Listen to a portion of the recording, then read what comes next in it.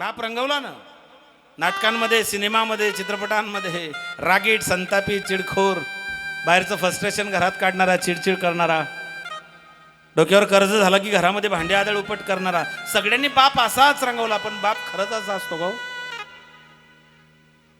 बाप तलवार आहे, बाप ढाल आहे, बाप मशाल आहे. तुमच्यासाठी रणांगणावरती लढणारी तलवार म्हणजे बाप. लेकरावरती संकट आले की ते संकट तोलून धरणारी ढाल म्हणजे बाप. मशाल स्वतः जडते, दुसऱ्याला उजेड देते. तसं तुमचा माझा बाप आयुष्यभर संसाराचे चटके खात राहिला.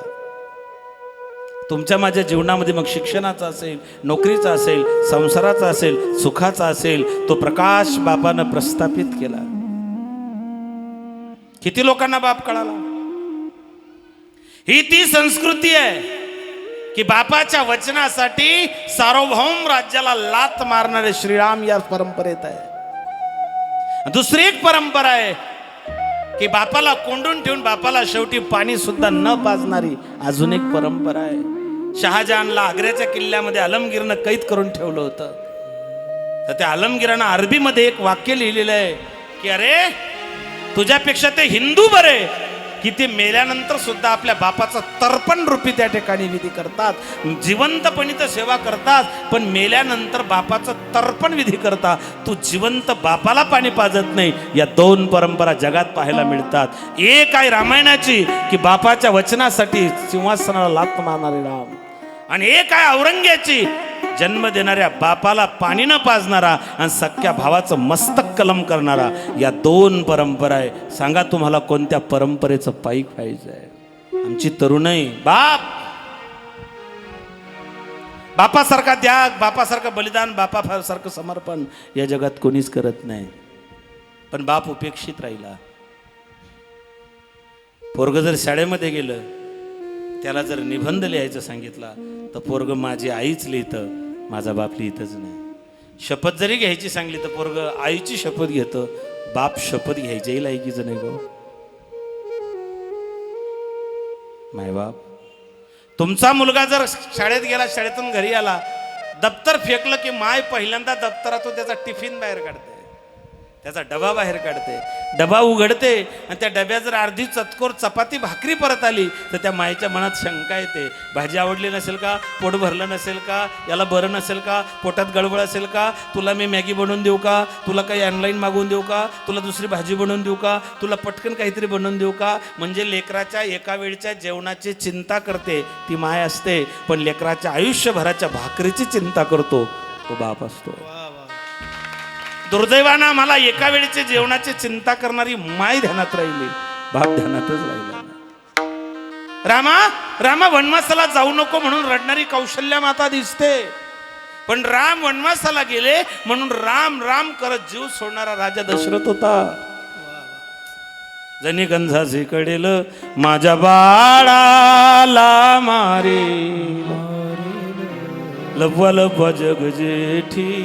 महाराज, माझे 6 मुलं मेरले, 7वा गर्भ पतन पावला. एवढं सावळ्या रंगाचं हे पोरग, 8वं लेकरू आहे माझं, एवढं वाचवा. या लेकराला वाचवा म्हणून रडणारी देवकी माता दिसते, पण त्या लेकराला वाचवताना स्वतःचा जीव धोक्यात घालून यमुनेच्या महापुरातून त्या लेकराला स्वतःचा जीव धोक्यात घालून गोकुळात सुखरूप पोहोचवणारा बाप वसू.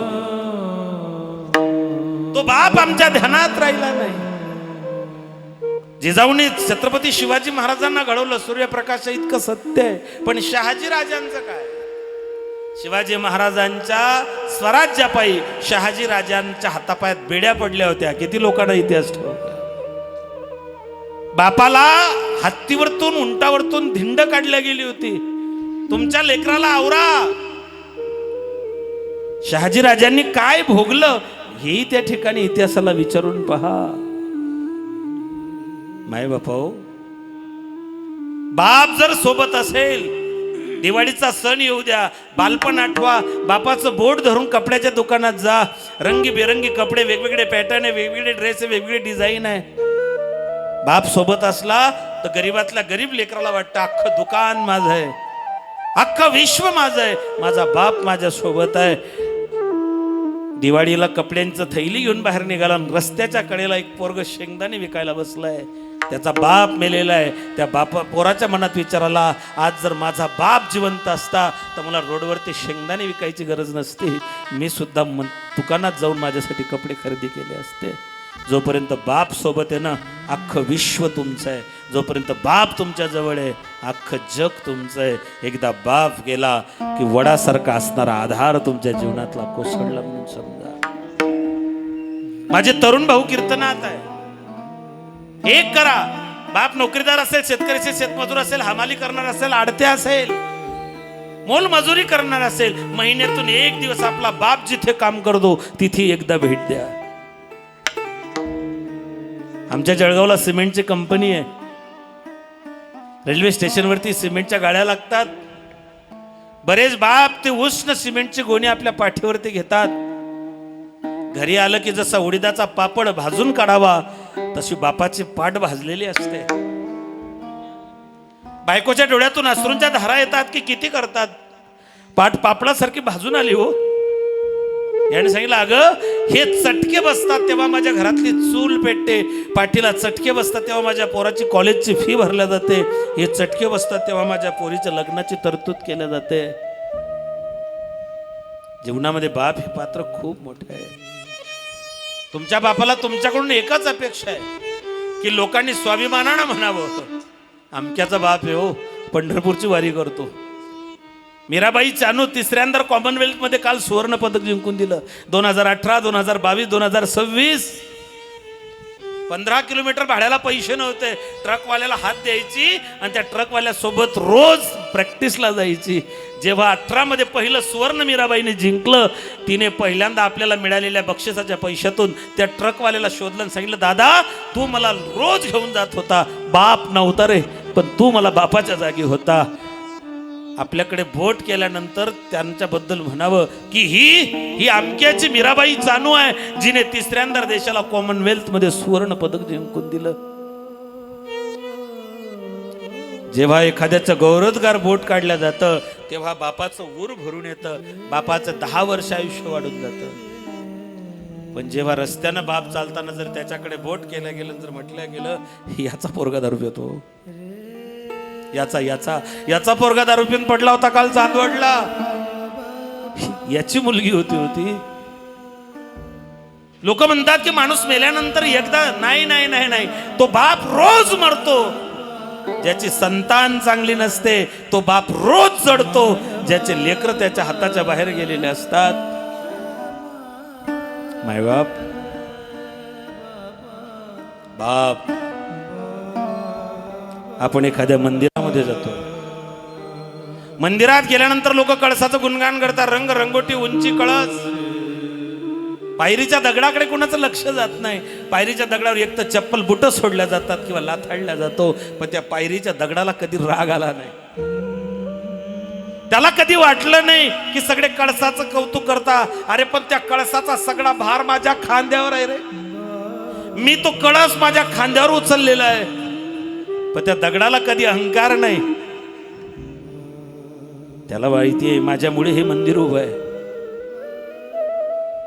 म्हणून की काय, मंदिरात जाताना देवाच्या आधी आपण त्या पायरीच्या दगडाचा नमस्कार करतो की बाबा आधी तुला नमस्कार रे, तुझ्यावर हे मंदिर उभं आहे. तसं तुमच्या माझ्या संसार रूपी मंदिराच्या पायरीचा दगड तुमचा माझा बाप आहे, ज्याने स्वतःला गाडून घेतलं आणि तुमच्या संसार रूपी सुखाचा कळस त्याच्यावरती उभा केला.